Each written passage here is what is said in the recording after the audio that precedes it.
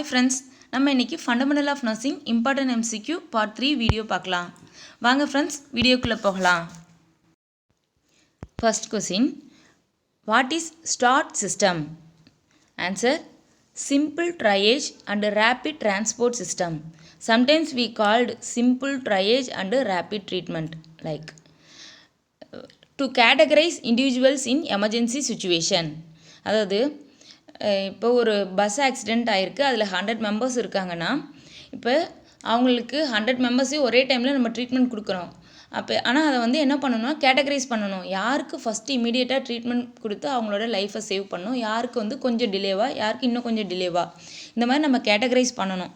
அதுக்காக உருவாக்குனது தான் அந்த start system. Next we can see second question. What are the categories of the triage system according to priority? Answer, emergent, that is red color, first priority. எமர்ஜென்ட்டில் இருக்கக்கூடிய பேஷண்ட்டுக்கு நம்ம first priority கொடுத்து அவங்க லைஃப்பை சேவ் பண்ணுவோம். Next urgent, that indicate yellow colour code. Okay, அவங்களுக்கு second priority கொடுப்போம். Okay, next third priority non urgent cases. அவங்களுக்கான கலர் கோடு வந்து என்னென்னு பார்த்தா க்ரீன் கலர். அவங்களுக்கு தேர்ட் ப்ரையாரிட்டி லெவல் கேர் கொடுப்போம். நெக்ஸ்ட்டு பார்த்தா நியர்லி டெத், அந்த மாதிரி இருக்கக்கூடியவங்களுக்கு பிளாக் கலர் கொடுப்போம். கலர் கோட் வந்து black colour. That persons may be not expected to survive. Next third question, emergent also known as. Answer, resuscitative base. அதுக்கு முன்னாடி இந்த ட்ரையேஜ் சிஸ்டத்தை ஹாஸ்பிட்டலில் யார் ஃபாலோ பண்ணுறாங்கன்னு நம்மளுக்கு தெரிஞ்சிருக்கணும். ஹாஸ்பிட்டலில் இருக்கக்கூடிய emergency department should follow the triage system. அவங்க தான் வந்து இந்த எமர்ஜென்சி டிபார்ட்மெண்ட்காரங்க தான் இப்போ மாஸ் கேஷுவாலிட்டி ஏதாவது வருது அப்படின்னா, அதாவது மாஸ் கேஷுவாலிட்டினா ஒரு 100 மெம்பர்ஸ் ஒரே டைமில் ஒரு ஆக்சிடெண்ட் ஆகி வராங்க அப்படின்னா அவங்களே கேட்டகரைஸ் பண்ணுவாங்க. யார் எல்லோ ஜோன் பேஷண்ட்டு, யார் ரெட் ஜோன் பேஷண்ட்டு, யார் க்ரீன் ஜோன் பேஷண்ட்டு, யார் வந்து பிளாக் கலரில் இருக்காங்க, அந்த மாதிரி கேட்டகரைஸ் பண்ணுவாங்க. Okay, next fourth question, list out red zone cases. Already நம்ம சொல்லியிருக்கோம், ரெட் ஜோன் கேசஸ்னால் யார் யார், யாருக்கெல்லாம் இமீடியட்டாக first level first priority treatment தேவைப்படுதோ அவங்களாம் தான் ரெட் ஜோனில் வருவாங்க. So red zone cases is also known as first priority level of cases. Okay, அது ஒரு அடிஷ்னல் இன்ஃபர்மேஷன். இதில் யாரெல்லாம் வருவாங்க அப்படின்னா மயோகார்டியல் இன்ஃப்ராக்ஷன் இருக்கக்கூடியவங்க, செஸ்ட் பெயின் இருக்கக்கூடியவங்க, கார்டியாக் அரெஸ்ட்டில் வரக்கூடிய patients, RTA road traffic accident with multiple severe injured patient, plus limb amputation and critically ill patient comes under the red zone. Next we can see fifth question, second priority level of cases. எதெல்லாம் second priority level of cases அப்படின்னு பார்ப்போம். அதுக்கு முன்னாடி second priority level of கேசஸ்க்கு என்ன colour code கொடுத்துருக்கோம், yellow colour code. Okay, அவங்கள urgent கேசஸ்ன்னு சொல்லுவோம். இந்த செகண்ட் ப்ரையாரிட்டியில் வரக்கூடியவங்கள வந்து நம்ம 30 மினிட்ஸ்க்குள்ளே அசஸ் பண்ணியிருக்கணும். அப்புறம் கண்டினியூஸ் இவாலுவேஷன் வந்து பார்த்தோம்னா 30 to 60 மினிட்ஸ் ஒன்ஸ் வந்து கண்டினியூஸ் இவாலுவேஷன் இருக்கணும். அந்த செகண்ட் ப்ரையாரிட்டி கேசஸ் யாரெல்லாம் அப்படின்னு பார்த்தா simple fracture of limbs, dislocation, அப்புறம் asthma without respiratory distress syndrome, fever patient, renal calculi patient, இவங்கெல்லாம் செகண்ட் ப்ரையாரிட்டியில் வருவாங்க. இதே இந்த ரெட் ஜோன் கேசஸா, அவங்கள கண்டிப்பாக வந்து இந்த ஃபஸ்ட் ப்ரையாரிட்டி கேசஸை 5 to 15 மினிட்ஸ்க்குள்ளே நம்ம அசஸ் பண்ணியிருக்கணும். அதோடு சேர்ந்து கண்டினியூஸ் இவாலுவேஷன் வந்து அவங்களுக்கு எவ்ரி 15 மினிட்ஸ் ஒன்ஸ் இருக்கணும். Okay, next we can see sixth question, non urgent cases. Answer, these cases coded by green colour. Okay, இந்த கேசஸை நான் அர்ஜென்ட் கேசஸை வித்தின் 60 மினிட்ஸ்க்குள்ளே அசஸ் பண்ணியிருக்கணும். அதே மாதிரி கண்டினியூஸ் இவாலுவேஷன் வந்து 1 to 2 hours ஒன்ஸ் இருக்கணும். அதர்வைஸ் ஈச் ஷிஃப்ட்னாச்சு கண்டினியூஸ் இவாலுவேஷன் இவங்களுக்கு இருக்கணும். இந்த நான் அர்ஜென்ட்டில் யார் யாரெல்லாம் வருவாங்க அப்படின்னு பார்த்தா மைனர் லேசரேஷன், சிராய்ப்பு லைட்டாக இருக்கவங்களுக்கு, ஸ்ப்ரைன் அண்டு கோல்டு சிம்டம்ஸ் இருக்கவங்க எல்லாரும் நான் அர்ஜென்ட்டில் வரக்கூடியவங்க. And also in which category include who can ambulate and care for their own injury. Okay, அவங்க எல்லாருமே நான் அர்ஜென்ட் கேசஸ் தான். Next seventh question, which colour code indicate death. Answer, black colour. Okay, இந்த black கலர் கோடு இருக்கக்கூடிய patient வந்து கண்டிப்பாக எப்படி இருப்பாங்கன்னா நாட் எக்ஸ்பெக்டட் டு சர்வைவ். அவங்க வந்து சர்வைவ் ஆகிறதுக்கான சான்சஸே இருக்காது, சிவியர்டாக இன்ஜூர்டாக இருப்பாங்க. அந்த பேஷண்ட்டில் தான் வந்து எதில் வருவாங்கன்னா லாஸ்ட் ஃபைனல் கோடு black கலரில் வருவாங்க. Next 8th one, what is euthanasia? இது வந்து ரொம்ப ரொம்ப இம்பார்ட்டன்ட் கொஸ்டின். இப்போ ரீசண்டாக இந்த கொஸ்டின் தான் எல்லாம் கொஞ்சம் அதிகமாக கொஸ்டின் பேப்பரில் கேட்டுட்டும் இருக்காங்க. யூத்தனேசியானா என்ன அப்படின்னு பார்த்தா கருணை கொலை. ஓகே, இப்போ பேஷண்ட் வந்து பார்த்திங்கன்னா ரொம்ப பெயினால் சஃபர் ஆகிட்டு இருக்காங்க, அவங்களால டாலரேட்டே பண்ண முடியல, என்னை எப்படியாவது கொன்றுன்னு அவங்களே சொல்லுவாங்க. அது ஒரு டைப்பு. நெக்ஸ்ட்டு வந்து இதை வந்து இதில் டைப் பார்த்திங்கன்னா ஆக்டிவ் யூத்தனேசியா, பேசிவ் யூத்தனேசியா, வாலண்டரி யூத்தனேசியாலாம் இருக்கும். அதை எல்லாத்தையும் நம்ம நெக்ஸ்ட்டு பார்ப்போம். இப்படி ரொம்ப கிரேட் சஃபரிங் ஆஃப் பெயின் இதில் இருக்கக்கூடிய பேஷண்ட்டு வந்து அவங்களே அவங்கள கொன்ற சொல்லி சொல்கிறதும், ஏன்னா அவங்களுக்கு தெரியாமல் இதாகிறதும் ஒரு டைப்பு. இப்போ euthanasia means it is the practice of ending the life of the patient to limit the patient suffering. Okay, அவங்களோட சஃபரிங்கை லிமிட் பண்ணுறதுக்காக ப்ராக்டிஸ் பண்ணக்கூடிய ஒன்று தான் euthanasia. Next the patient experiencing great pain and suffering. At the same time பார்த்திங்கன்னா sometimes if patient or patient attender willing to donate organ to give to others. இந்த euthanasia process முடிஞ்ச பிறகு ஒன்று patient இல்லைன்னா பேஷண்ட்டோட attender அவங்க வந்து ஆர்கன்ஸை வந்து அடுத்தவங்களுக்கு கொடுக்கறதுக்காகவும் இந்த ப்ராசஸ் பண்ணுவாங்க. இது ஹாஸ்பிட்டல்லையே இப்போ எல்லாம் வந்து பண்ணிகிட்ருக்காங்க. ஓகே, ஆர்கன் டொனேஷன் வந்து இது மூலிமா நிறையா பேர்த்துக்கு நன்மைகள்லாம் கூட கிடச்சிட்ருக்கு. இந்த யூத்தனேசியா முடித்த அந்த செகண்டே வந்து ஆர்கன் டொனேட் பண்ணுறாங்க. Next 9th question, what is active euthanasia? Answer, using a specific method that cause a patient to die. For example any injection like I know drops administer பண்ணுறது. ஸோ அது மூலிமா பேஷண்ட் வந்து டை. ஓகே, நம்ம சைட்லேருந்து ஏதாவது procedure பண்ணுறது. So patient goes to die using a specific method that cause a patient to die. For example any injection like I know drops administer பண்ணுறது. Okay, next 10th question, what is passive euthanasia? Rejecting or holding treatment may lead to death. நம்ம ஏதாவது ஒரு ட்ரீட்மெண்ட்டை hold பண்ணி வைக்கிறது, பண்ணாமல் விடுறது. இப்போ ஒரு ட்ரீட்மெண்ட் போயிட்டுருக்கோம், அதை அப்படியே ஸ்டாப் பண்ணி வைக்கிறது. இப்போ ஐனோ ட்ராப்ஸ் இன்ஜெக்ஷன் போயிட்டுருக்குன்னா எக்ஸாம்பிள் அதை அப்படியே ஸ்டாப் பண்ணி வைக்கிறோம். ஸோ நம்ம ஹோல்ட் பண்ணுறது மூலிமா, ஒரு கேர் கொடுக்காதது மூலிமா the patient go for euthanasia. That is called passive euthanasia. Next 11th question, what is voluntary euthanasia? It is also called assisted suicide. அதாவது client willing to die, நான் போகணும் அப்படின்னு சொல்லி அவங்களே விருப்பப்படுவாங்க. So assisted suicide. Next 12th question, what is involuntary euthanasia? அவங்களுக்கு பேஷண்ட்டுக்கே தெரியாது, அதாவது மேபி அது ஆக்டிவாவோ பேசிவாவோ இருக்கலாம்.